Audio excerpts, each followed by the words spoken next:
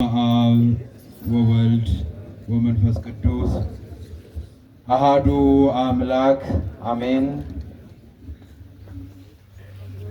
የተከበሩ አባታችን መልአከ ምሕረት መጋቤ ሐዲስ ቆሞስ አባ ሙሴ መካሻ የዚህ የታላቁ ደብር አስተዳዳሪ፣ የተከበሩ መምህራችን መጋቢ ስብሐት ሰይፈ በየነ የሰሜን ሸዋ ሀገረ ስብከት የስብከተ ወንጌል መምሪያ ዋና ኃላፊ፣ የተከበሩ መምህራችን መምህር ካሳሁን ጎርፉ የሰሜን ሸዋ ሀገረ ስብከት የልማትና ዕቅድ መምሪያ ክፍል ዋና ኃላፊ፣ የተከበሩ ወንድማችን ቀሲስ ሞገስ ጌታነህ የዚህ የታላቁ ደብር ዋና ጸሐፊ፣ የተከበሩ ወንድማችን መላከ ሰላም አክሊል የታዕካ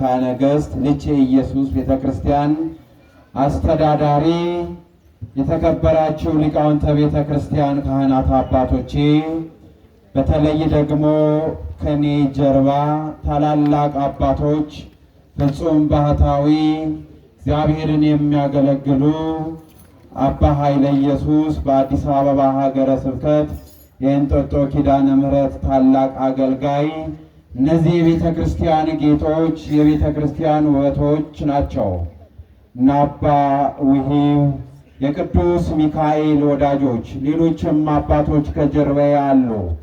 የእነሱ በረከት ነው እኛን የጠበቀን። የእነሱ ጸሎት ነው እኛን የጠበቀን። ካህናት አባቶቼ፣ ዲያቆናት ወንድሞቼ፣ የሰንበት ትምህርት ቤት ዘማሪያ እናቶች፣ አባቶች፣ ሕፃናት ባሰባሰበን በልዑል እግዚአብሔር ሰላምታ ሰላም እላችኋለሁ። እንደምን አደራችሁ? ድምፃችሁ አይሰማም። እንደምን አደራችሁ?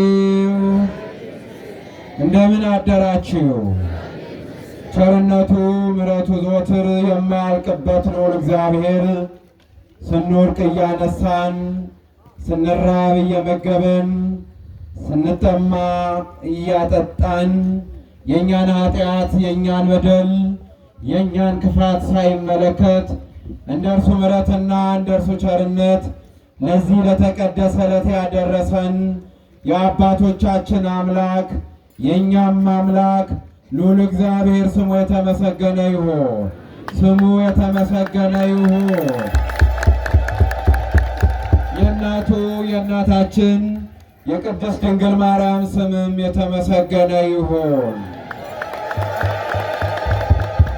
ከፊት እየቀደመ መንገዳችንን የሚመራን፣ ስንወድቅ የሚያነሳን፣ የሚያግዘን፣ የሚረዳን፣ የሚያጽናና የታላቁ መልአክ የቅዱስ ሚካኤል ስሙ የተመሰገነ ይሁን።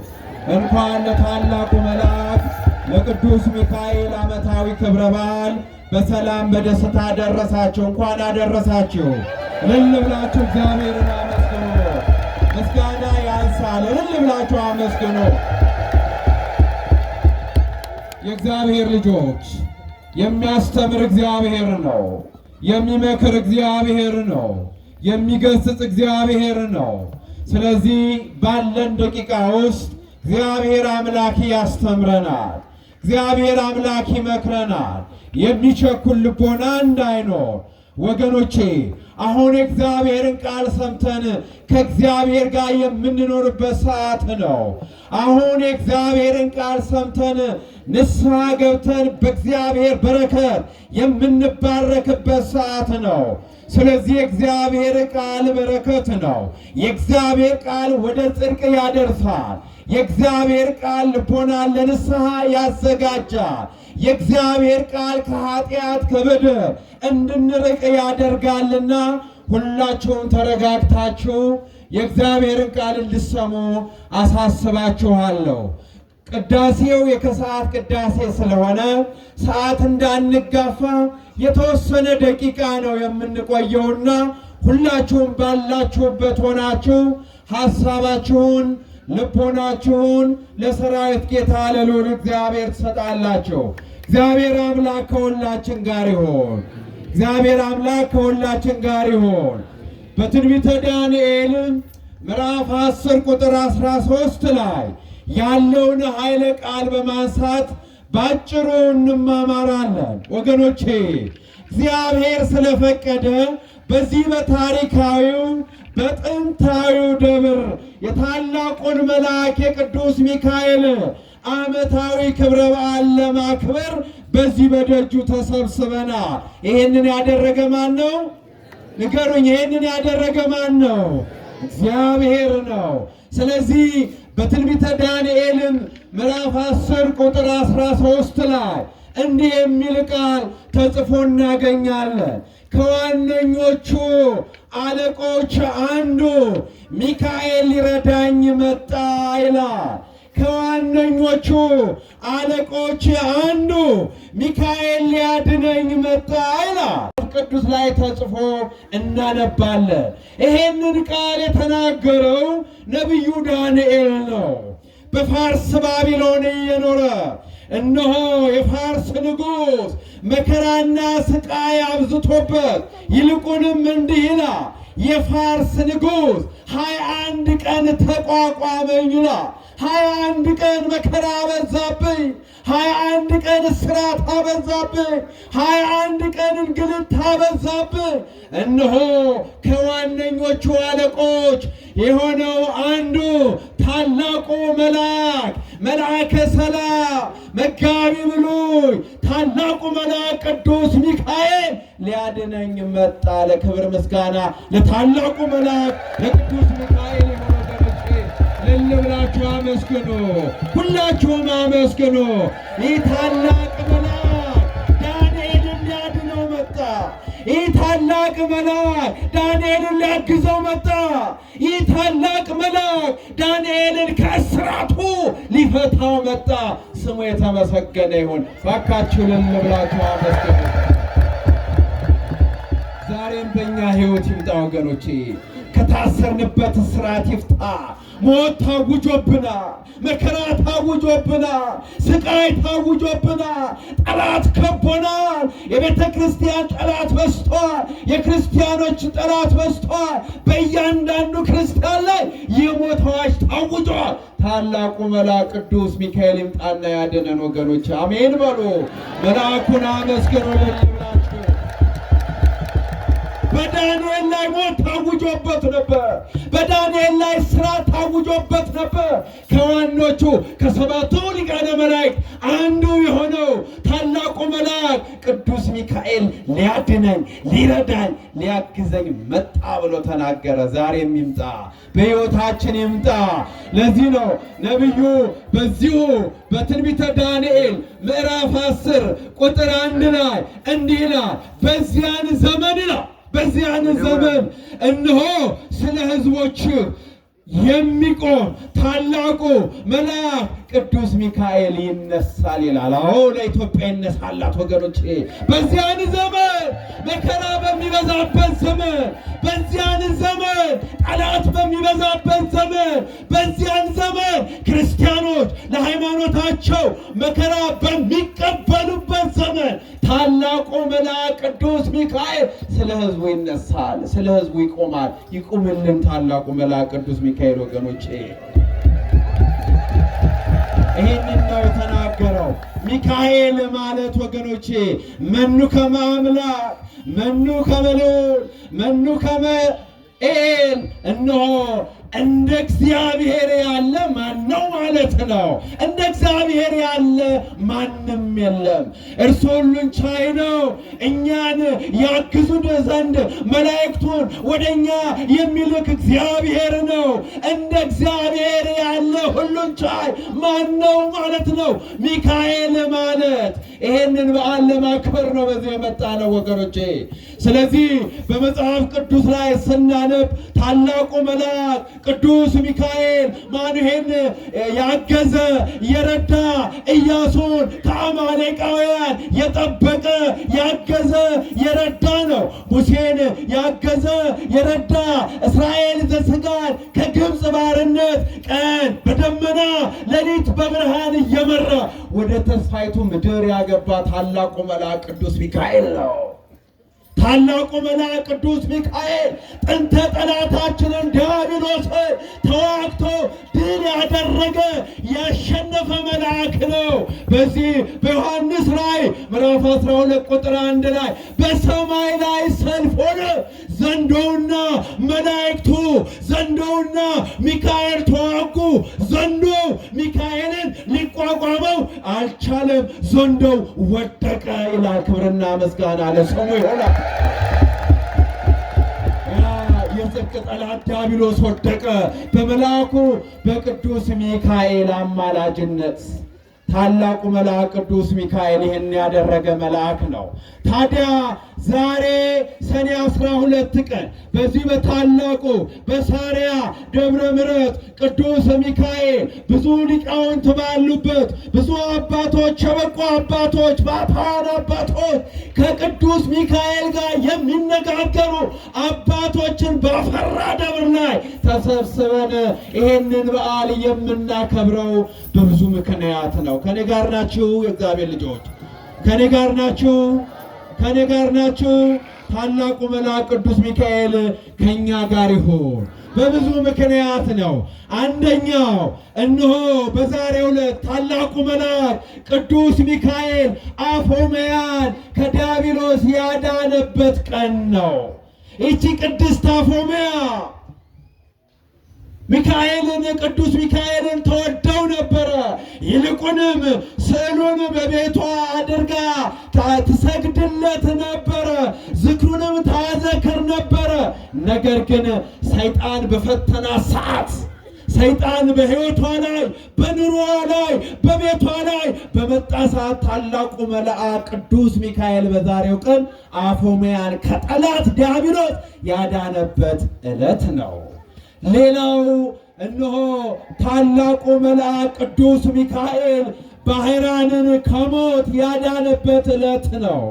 ሌላው በዓል ደግሞ ኢትዮጵያዊው ቅዱስ ላሊበላ ጻድቁ ላሊበላ የኢትዮጵያን ስልጣኔ ለዓለም የቤተ ክርስቲያንን እድገቷን ለዓለም ያሳወቀ ቅዱስ ላሊበላ ዕረፍቱ ነው። ሌሎችም በዓላት ናቸው። ጊዜ የለንም፣ ሰዓት የለንም። ከነዚህ በዓላት ውስጥ የባህራንን ታሪክ ጠቅለል አድርገን ባጭሩ እንመለከታለን። እግዚአብሔር ከሁላችን ጋር ይሁን። እንዲህና እነሆ እግዚአብሔርን የሚያከብርና እግዚአብሔርን የሚፈራ አንድ ሰው ነበረ ይላል። ማንን የሚፈራ ተናገሯ? ማንን የሚያከብር? እግዚአብሔርን።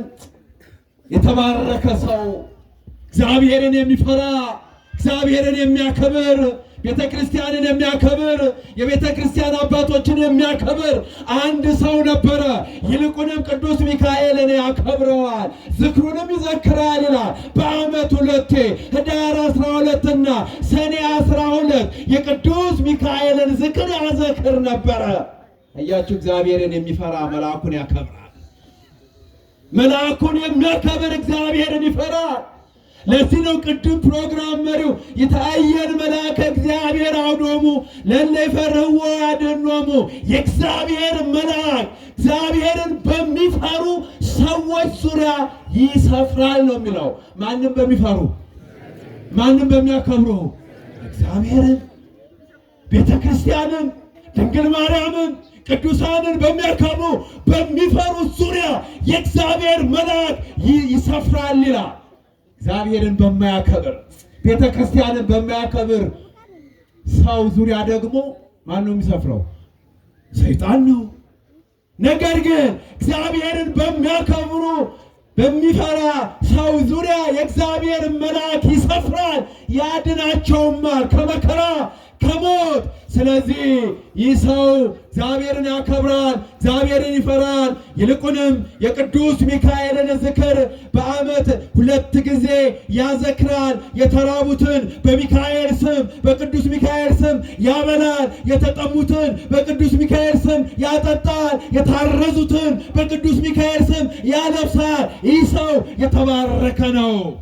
ከዚህ በኋላ ከዕለታት አንድ ቀን ታሞ አረፈ ይላል። ሰው ወደዛኛው ዓለም መሄዱ አይቀርም መሞቱ አይቀርምና ከመሞቱ በፊት ባለቤቱን እንዲህ አላት ይላል። እነሆ ክብርት ባለቤቴ የቅዱስ ሚካኤልን ዝክር በፍጹም እንዳትይ፣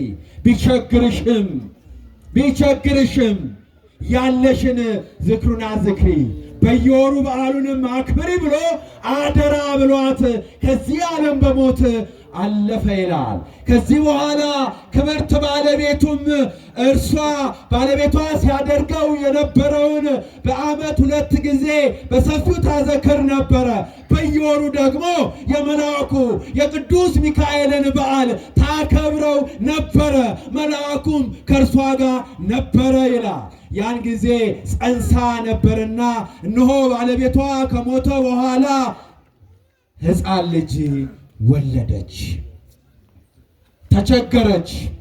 ወገኖቼ የእግዚአብሔር ልጆች በሚበሉት፣ በሚጠጡት፣ በሚለብሱት ሊቸገሩ ይችላሉ። እግዚአብሔር ግን ይመግባቸዋል። እግዚአብሔር ያለብሳቸዋል የጸጋ ልብሱን። በረከት ነው ዋና ለክርስቲያን ወገኖቼ። ይሄ በምድር ላይ የምናየው ሁሉ ኃላፊ ነው። ስለዚህ ምጥ ይዟት ልትወልድ በቀረበች ሰዓት ዘመድ የላትምና ወገን የላትምና ይልቁንም የእርሷ ጎረቤት የነበረ እግዚአብሔርን የማያውቅ ክፉ ባለጠጋ ነበር ይላል የቤተ ክርስቲያን መጽሐፍ። ክፉ ባለጠጋ ገንዘብ አለው፣ ክፉ ነው። ገንዘብ አለው፣ እግዚአብሔርን አያከብርም። ባለጸጋ እንዲህ አይነት ባለጸጋ ቢቀር ይሻላል ወገኖቼ። እግዚአብሔርን የያዘ ነው ባለጸጋ፣ እግዚአብሔርን የያዘ ነው ሀብታም። እርሱ ግን ክፉ ነው ይላል። እርሱ እግዚአብሔርን አያከብርም፣ ነገር ግን ባለጸጋ ነው። እርሱ ደግሞ እነዚህን ሰዎች አይወዳቸውም ነበረ። ስለዚህ ምጥ ተይዛ ስትሰቃይ እናቶች የምጥን ነገር ታውቁታላችሁ። እርሷ ግን ታላቁን መልአክ ቅዱስ ሚካኤልን ወደ ቤቷ ጠራችው። ከኔ ጋር ናችሁ? ስትቸገሩ ሚካኤልን ጥሩት ወገኖቼ።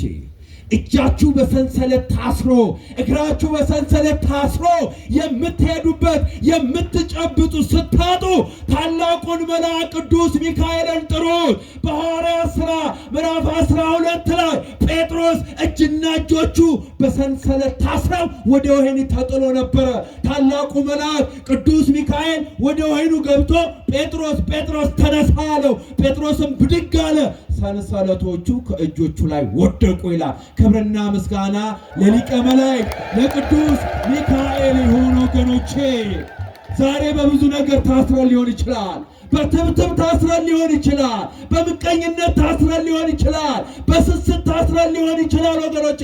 መልአኩ ቅዱስ ሚካኤልን ወደ ቤታችን ወደ ሕይወታችን እንጥራው። ይቺ ሴት ተጨነቀች፣ ተሰቃየች። መልአኩ ቅዱስ ሚካኤልን ጠራችው።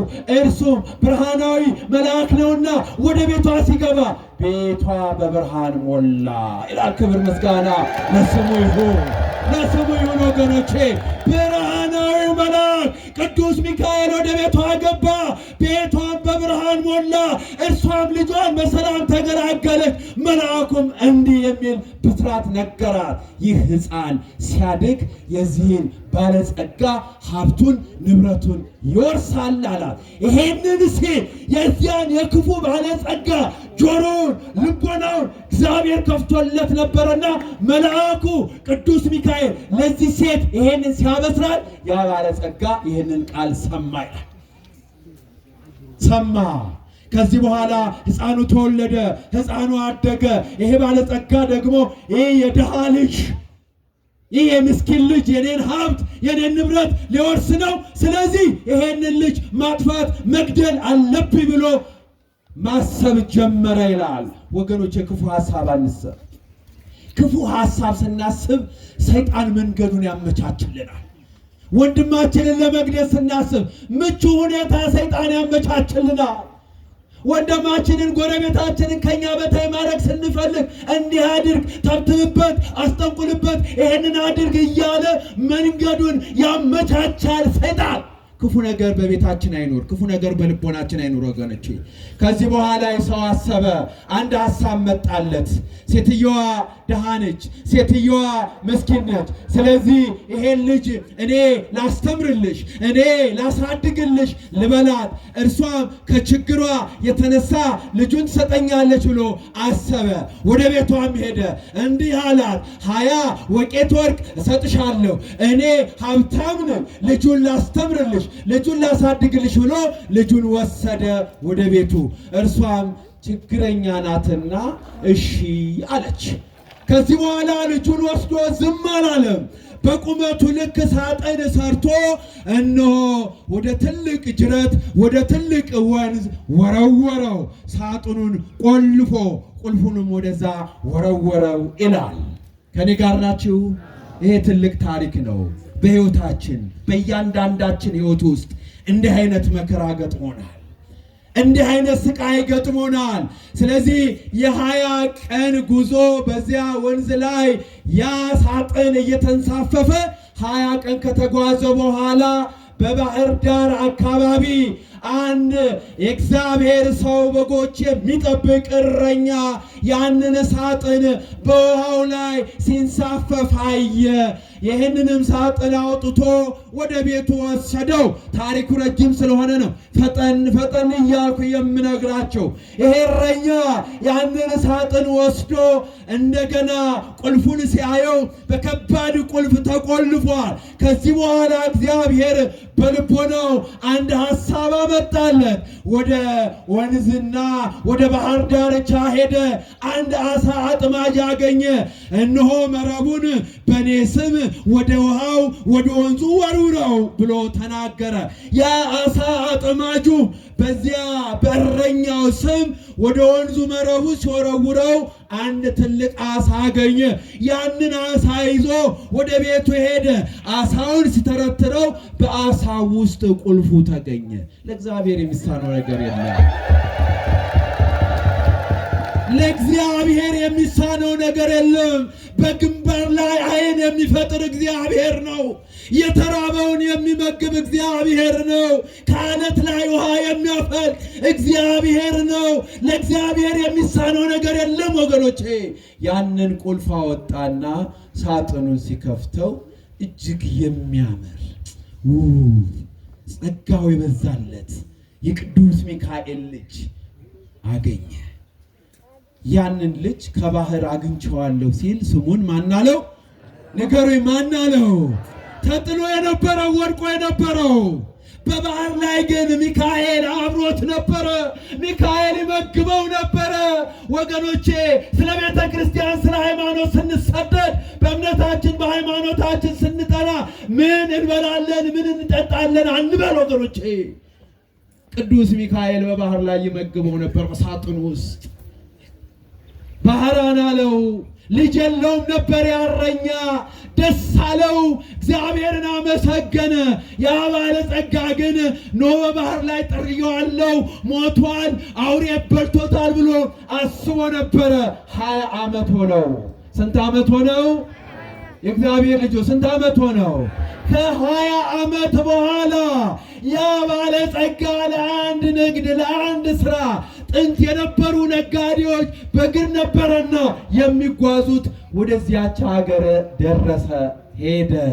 ቀኑ መሸበትና ወደዚህ ወደ እግዚአብሔር ሰው ወደ እረኛው ሰው እነሆ አሳድረኝ፣ ረጅም ጉዞ እየተጓዝኩ ነው፣ ገንዘብንም እሰጥሃለሁ ብሎ ገንዘብ ሰጥቶት በዚያ ቤት ሊያድር ገባ። ሲያድርም ባህራን ታዛዥ ነው፣ ለቤተሰቡ ታዛዥ ነው። ባህራን የእግዚአብሔር ሰው ነው ባህራን። ስለዚህ ባህራን ውሃንጣ የዚህን እንግዳ እግር እጠባው እያለ ስሙን ሲጠራው እንዴ ልጅህ ነው አሉ። አይደለም። ባህራንስ እንዴት አከዋይ? ከባህር ከወንዝ አግኝቼዋለሁ፣ በሳጥን ሆኖ በባህር ላይ ሆኖ አገኘሁት። ስሙንም ማን አልኩት አለ? ባህራን አልኩት ሲለው ይሄ ባለጸጋ ክፋት የተጠናወተው ክፋት ባህሪው የሆነ ክፋት አብሮት ያደገ አለ። ወደ ዛሬ 20 ዓመት አስታወሰ፣ ተመለሰና ያ የመሰሪ የድሃ ልጅ ዛሬም አልሞተም ማለት ነው ብሎ አሰበ። እንዲህ የሚሉ እኮ አሉ።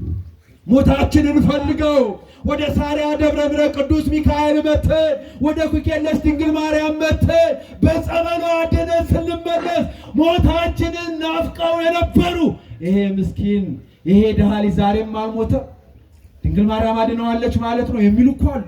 የሰይጣን ልጆች ወገኖቼ፣ አልሞተም ብሎ አሰበ። ከዚህ በኋላ አንድ ክፉ ሐሳብ መጣለት። እንዲህ አለ። ከኔ ጋር ናችሁ? ትምህርቴን እያጠቃለልኩ ነው። እንዲህ አለ፣ ወደ አንዲት ቦታ መንደር ልጁን ልላከው፣ አንድ ከበድ ያለ ዕቃ ረስቼ መልእክት ያደርስልኝ፣ ስለ መልእክቱም ስለ ልጁም ድካም እነሆ 20 ወቄት ወርቅ እከፍልሃለሁ፣ እባክህ አግዘኝ አለው እረኛውን የባህራንን አሳዳጊ። እርሱም የእግዚአብሔር ሰው ታዛዥ ነው፣ ባህራንም የእግዚአብሔር ልጅ ታዛዥ ነው። እሺ ምንም ችግር የለም፣ ይታዘዛል። ልጄ ወጣት ነው፣ አባቶችን ያከብራል፣ ይታዘዛል ብሎ ተናገረ። ከዚህ በኋላ አንድ ጽሕፈት አንድ ደብዳቤ ባለጸጋው ጻፈ። እዚህ ጋር ነው ዋናው ነገር። ለሹሙ ሀብቱን ንብረቱን ለሚያስተዳድርለት ለሹሙ እንዲህ የሚል መልእክትን አዘጋጀ። ይህ ባህራን የሚባል ሰው አንተ ጋር እንደመጣና ይሄን ደብዳቤ እንደሰጠ አንተም ወዲያው እንዳነበብከው ገለህ ቅበረው። ማንም ሰው እንዳያይ ይሄንን አድርግ። የኔ ትእዛዝ ስለመሆኑ ይሄንን በጋራ የምንስማማበትን ማህተብ አርጌልሃለሁ አለ። ያንን ደብዳቤ አሽጎ ማህተብ አድርጎ ሰጠው። እርሱም ጉዞ ጀመረ። ከኔ ጋር ናችሁ? ባህራን ጉዞ ጀመረ።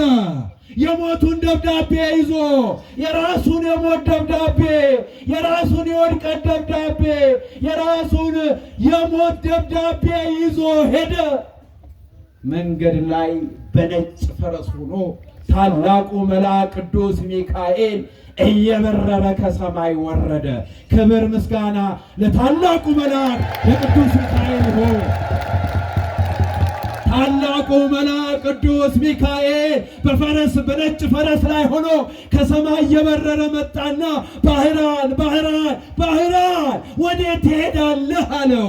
እርሱም ነገረው። የያዝከው ምንድን ነው? ደብዳቤ አሳየኝ ስለው አላሳየኝ፣ ያደራ ነው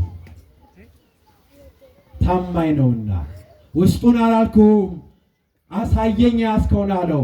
ሲያሳየው ታላቁ መልአክ ቅዱስ ሚካኤል እፍ አለበት። በዚህ ሰዓት ወዲያውኑ እንዲህ የሚል ደብዳቤ ተቀየረ። ባህራን የሚባል የእግዚአብሔር ልጅ ታዛዥ መንፈሳዊ እንደደረሰ የመጀመሪያ ልጄን አጋብተህ ሀብቱን ንብረቱን በስሙ አዛውረው፣ ለመተማመኛችን ይሄንን ማዕተብ በኔና በአንተ ልዩ የሆነ ማዕተብ አትሜልሃለሁ የሚል ተቀየረ።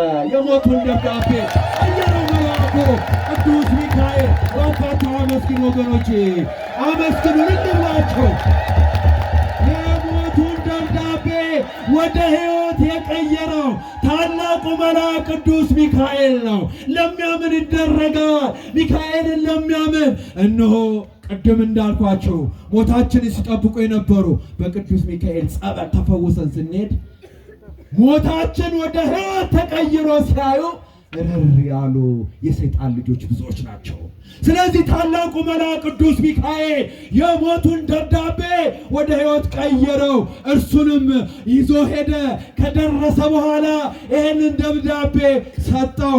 አዛዡም የቤቱ አዛዥ የዛ ሀብት የሚያዘው ሰው ይህን ደብዳቤ አነበበው። ታች ወረድ ሲል ማህተቡን አየው።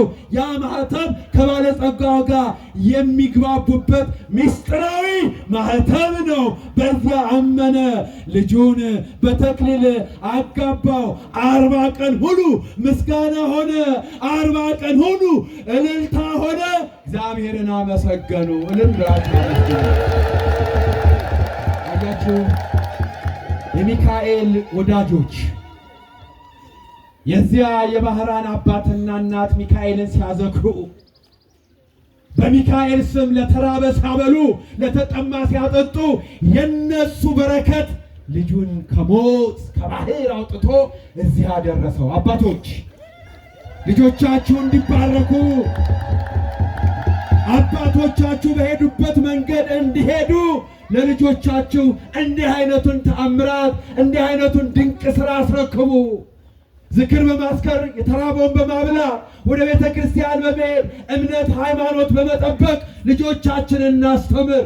እርሱም ባህራን 40 ቀን ሙሉ በዚያ ደስታ ሆነ። በ40ኛው ቀን ባለጸጋው ከሄደበት ተመልሶ ወደ ሀገሩ መጣ።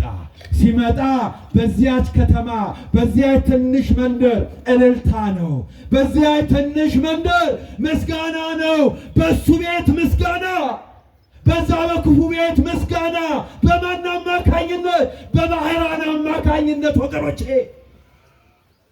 ምስጋና። ይሄን ሲሰማ ምንድነው የምሰማው? እልልታው ምንድነው? ምስጋናው ምንድነው? ከበሮው ምንድነው ብሎ ጠየቀ። እርሱም እንዲህ ብለህ እንዲህ ጽፈህ ይሄ ተደርጎ ብለው ሲነግሩት ከፈረሱ ላይ ወድቆ ሞተ። እልል እንዳትሉ አደራ። ሞተ ይላል። እልል አትበሉ። ይኸውላችሁ እግዚአብሔር እንዲህ ይላል፣ የሟቹን ሞት እኔ አልፈልግም ይላል። በኃጢአት በበደል ረክሰን ጣዖት በማምለክ ረክሰን እንድንሞት እግዚአብሔር አይፈልግም። አሁን እኮ እያንዳንዳችን በቅተን አይደለም በዚህ በቃል ኪዳኑ ታቦት ፊት የቆምነው። ነጭ ጋቢ ነጭ ልብስ ለብሰን በቅተን አይደለም። ውስጣችን እኮ ባዶ ነው። በድለናል፣ ቀጥፈናል፣ ዋሽተናል፣ ብዙ ኃጢአት ሰርተናል። በጎረቤት ላይ ተነስተናል፣ በወዳጆቻችን ላይ ተነስተናል።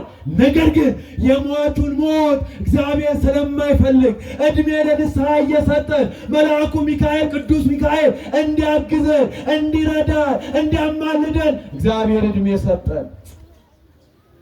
ክብር ምስጋና ለስሙ ይሁን። እልል ብላችሁ አመስግኑ።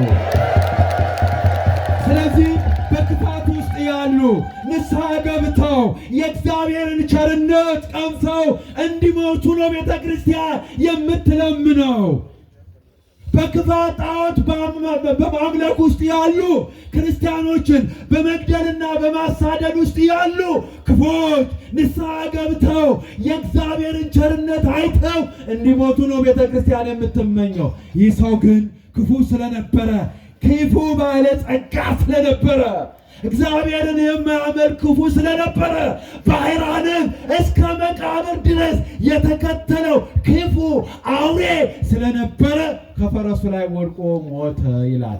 ባህራንም እግዚአብሔር የፈቀደውን በቅዱስ ሚካኤል አማላጅነት ቅዱስ ሚካኤል እየጠበቀው እያገዘው ቄስ ሆኖ ካህን ሆኖ ሚካኤልን እያገለገለ ያንን ሀብት ያንን ንብረት ወርሶ የጽድቅ ሥራ እየሰራ ቤተ ክርስቲያንን እያሳነጸ የተራቡትን እያበላ የታረዙትን እያለበሰ በሕይወት ኖረ ይላል። ክብር ምስጋና።